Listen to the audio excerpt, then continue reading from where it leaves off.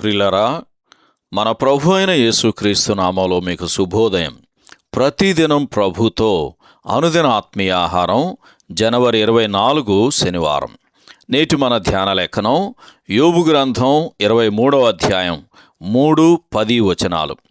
ఆయన నివాస స్థానమునొద్ద నేను చేరునట్లు ఆయనను ఎక్కడ కనుగొందునో అది నాకు తెలియబడునుగాక. నేను నడుచు మార్గము ఆయనకు తెలియను. ఆయన నన్ను శోధించిన తర్వాత నేను సువర్ణము వలె కనబడుదును. వ్యాఖ్యానాంశం పరీక్ష మేలు కొరకే. వ్యాఖ్యానాంశం పరీక్ష మేలు కొరకే. వ్యాఖ్యానం: ఇప్పుడు యోబు 8వసారి తన సంభాషణను ప్రారంభిస్తున్నాడు. అయితే అతనికి అతని స్నేహితులకు మధ్య అంతరము అంతకంతకు పెరిగిపోతుంది. ఎంతోమంది నేడు భావిస్తున్నట్లుగా దేవునిని సార్వభౌమాధికారము గల సృష్టికర్తగా, వారి పరిస్థితుల స్థాయికి దిగిరాలేని మహోన్నతుడిగా, తమ భావోద్వేగాలను పట్టించుకోలేనివాడుగా భావిస్తున్నట్లు యోబు స్నేహితులు కూడా తలంచుచున్నారు. యోబు గ్రంథం 22వ అధ్యాయం 2, 3, 12 వచనాలు ఈ సందర్భంలో చదవండి. అయితే యోబు వీరికి మించిన అవగాహన కలిగి ఉన్నాడు.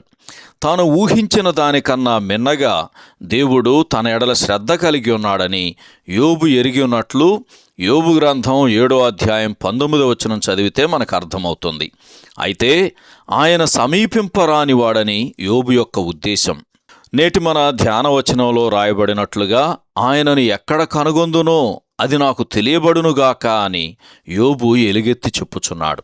మనలో ప్రతి ఒక్కరము దేవుని ఎక్కడ కనుగొనగలమో ఎరిగి ఉన్నామా?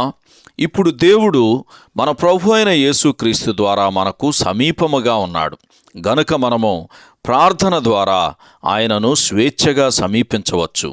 హెబ్రీయులకు రాసిన పత్రిక 4వ అధ్యాయం 16వ వచనంలోను, యోబు గ్రంథం 23వ అధ్యాయం 3వ వచనంలో రాయబడినట్లు క్రీస్తు ఇప్పుడు దేవుని కుడిపార్శ్వమున ఆసీనుడై ఉన్నాడు గనక మనము ధైర్యముగా ఆయనను సమీపించగలం.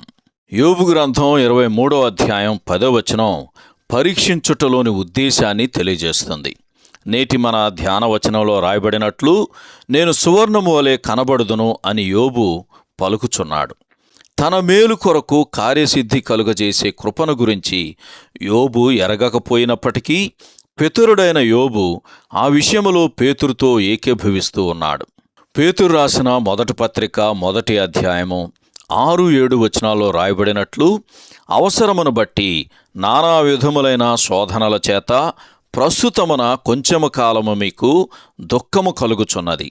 నశించిపోవు సువర్ణము కంటే అమూల్యమైన మీ విశ్వాసము శోధనల చేత పరీక్షకు నిలిచినదై యేసుక్రీస్తు ప్రత్యక్షమైనప్పుడు మీకు మెప్పును మహిమయు ఘనతయు కలుగుటకు కారణమగును. సహోదరుడు జాన్ కోక్లన్. శుభములతో వందనాలు. ఈ సందేశాలకు సంబంధించి కానీ బైబిల్కు సంబంధించి కానీ మీకేమైనా ప్రశ్నలు ఉంటే ఈ క్రింది నంబరుకు వాట్సాప్ ద్వారా పంపించండి. మీ ఆత్మీయ క్షేమాభివృద్ధి కోసం అనుభవజ్ఞుల ద్వారా జవాబులు అందించబడతాయి.